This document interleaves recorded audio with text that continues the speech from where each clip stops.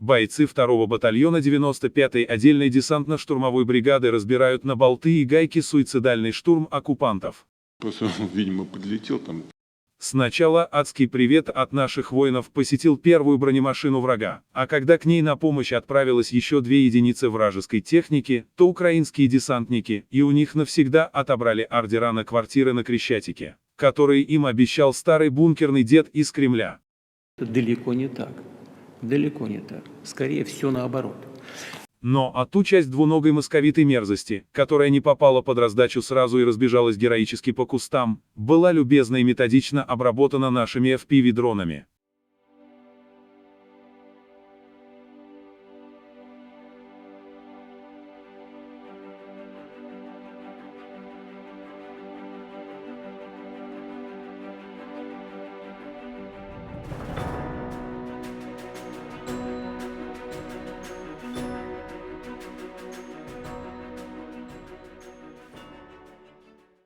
Дроны противника, как мухи просто летают над головой.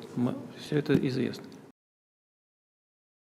Силы обороны Украины продолжают чистить нашу прекрасную землю от российских оккупантов. Враг пытался довести ночью орудия на боевую позицию, но украинские воины встретили огненным подарком российский грузовик, а утром крылатые боевые инспекторы зачистили там все и сделали картину еще приятнее для украинского сердца. Личного состава врага там уже не было к этому времени, но технику и орудия оккупанты могли позже эвакуировать. Смотрите до конца.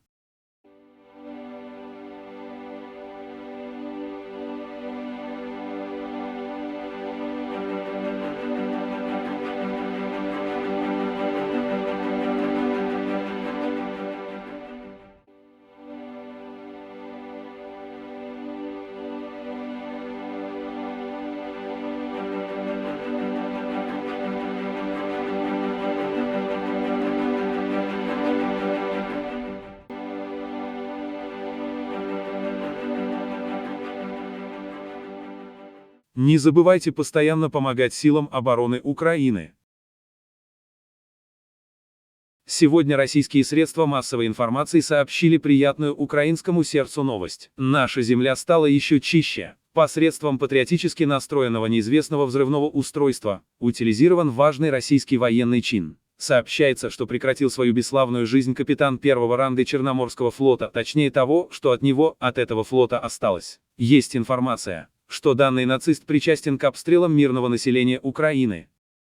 В свою очередь, хотим проинформировать вас о следующем. Министр экономики Украины Юлия Свириденко в интервью Reuters заявила, что уже создано 5 совместных предприятий с западными оружейными производителями, в том числе с немецкими и литовскими компаниями. Украина близка к созданию еще 3 новых совместных предприятий с европейскими производителями вооружений. Кроме того, сообщается, что несколько изготовителей оружия открыли свои представительства в Украине.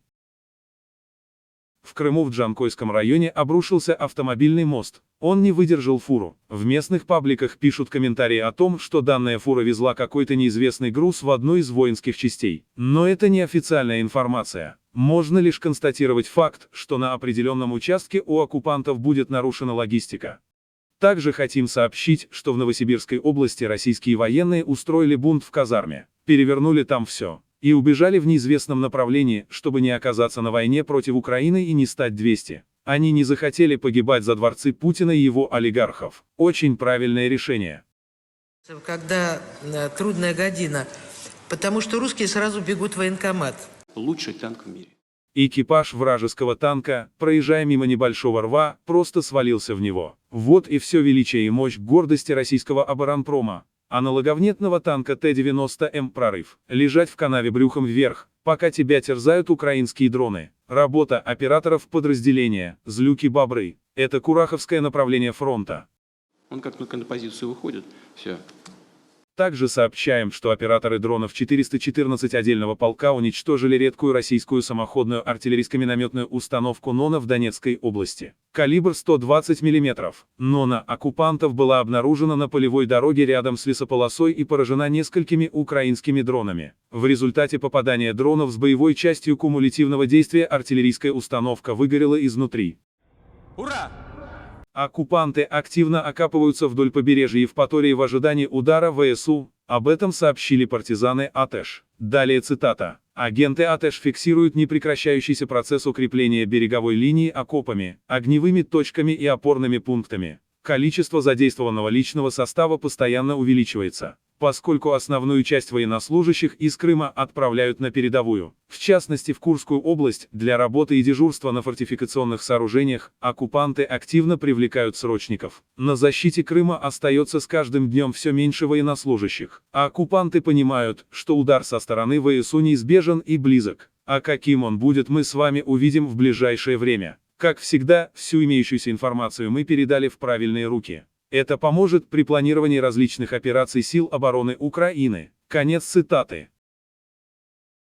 На днях мы сообщали, что прости господи, аж космические силы Московии потеряли боевой вертолет К-52. Тогда было мало информации. Но вот сегодня ее стало немного больше. В российских пабликах, которые имеют доступ к фактам, появилась следующая информация. Скрин вы можете видеть на экране. Сообщается, что 7 ноября россияне подняли Ми-8, Ми-28 и К-52 для выполнения боевого задания. Но кремлевских нацистов в небе ждала засада, которую организовали умело украинские герои. Российский источник пишет, что один вертолет был атакован FPV-дроном. Это удар в спину. В этом воздушном бою огромный боевой русский К-52 проиграл маленькому патриотически настроенному дрону ВСУ, командир экипажа вертолета 200, а штурман очень сильно 300. Маленькие украинские FPV-дроны уже бьют авиацию врага. Это очень прекрасная и милая украинскому сердцу информация.